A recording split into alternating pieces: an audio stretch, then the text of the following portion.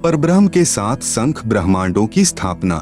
कबीर परमेश्वर यानी कबीरदेव ने आगे बताया है कि परब्रह्म यानी अक्षर पुरुष ने अपने कार्य में गफलत की, क्योंकि यह मानसरोवर में सो गया तथा जब परमेश्वर यानी मैंने अर्थात कबीर साहेब ने उस सरोवर में अंडा छोड़ा तो अक्षर पुरुष यानी परब्रह्म ने उसे क्रोध से देखा।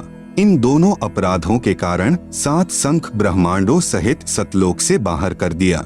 अन्य कारण अक्षर पुरुष यानी परब्रह्म अपने साथी ब्रह्म यानी शर पुरुष की विदाई में व्याकुल होकर परमपिता कबीरदेव यानी कबीर परमेश्वर की याद भूलकर उसी को याद करने लगा तथा सोचा कि क्षर पुरुष यानी ब्रह्म तो बहुत आनंद मना रहा होगा, वह स्वतंत्र राज्य करेगा, मैं पीछे रह गया। तथा अन्य कुछ आत्माएं जो परब्रह्म के साथ 7 संख ब्रह्मांडों में जन्म मृत्यु का कर्मदंड भोग रही हैं, उन हंस आत्माओं की विदाई की याद में खो गई जो ब्रह्म यानी काल के साथ 21 ब्रह्मांडों में फंसी हैं, तथा पूर्ण परमात्मा सुखदायी कबीरदेव की याद भुला दी। परमेश्वर कबीरदेव के बार बार समझाने पर भी आस्था कम नहीं हुई।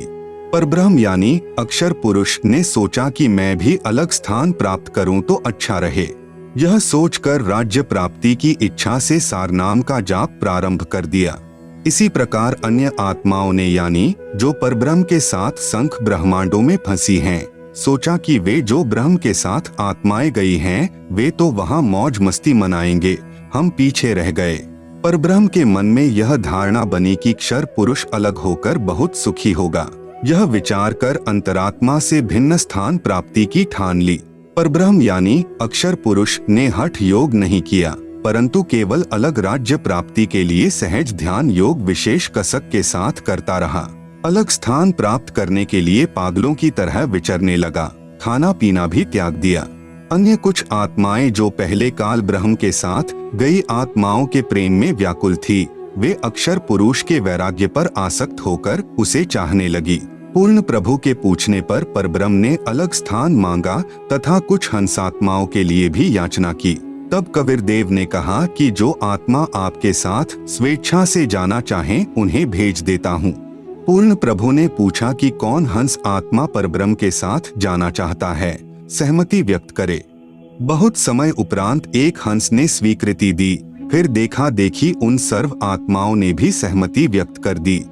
सर्वप्रथम स्वीकृति देने वाले हंस को स्त्री रूप बनाया, उसका नाम ईश्वरी माया यानी प्रकृति सुरती रखा तथा अन्य आत्माओं को उस ईश्वरी माया में प्रवेश करके अचिंत द्वारा अक्षर पुरुष यानी परब्रह्म के पास भेजा।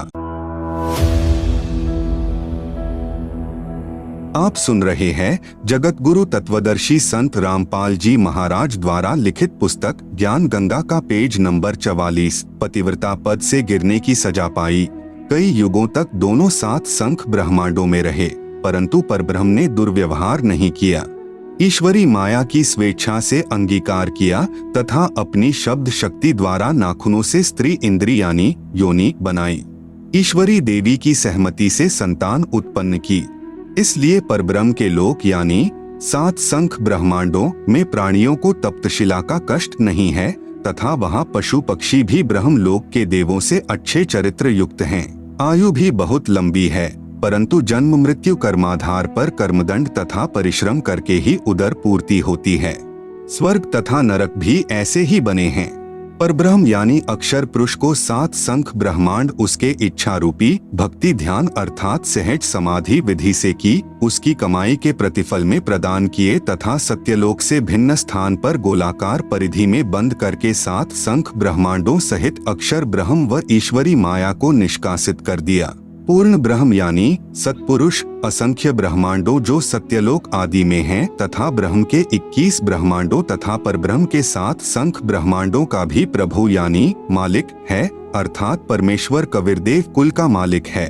श्री ब्रह्मा जी, श्री विष्णु जी तथा श्री शिव जी आदि के 4 भुजाएं तथा 16 कलाएं हैं तथा प्रकृति देवी यानी दुर्गा की 8 भुजाएं हैं तथा 64 कलाएं हैं।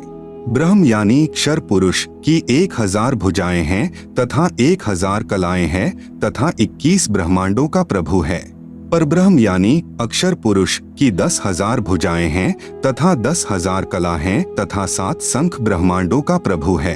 पूर्ण ब्रह्म यानी परम अक्षर पुरुष अर्थात सत्पुरुष की असंख्य भुजाएं तथा असंख्य कलाएं हैं तथा ब्रह्म के 21 ब्रह्मांड व परब्रह्म के 7 संख ब्रह्मांडों सहित असंख्य ब्रह्मांडों का प्रभु है।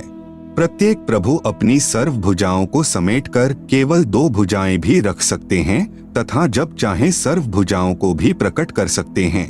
पूर्ण परमात्मा परब्रह्म के प्रत्येक ब्रह्मांड में भी अलग स्थान बनाकर अन्य रूप में गुप्त रहता है।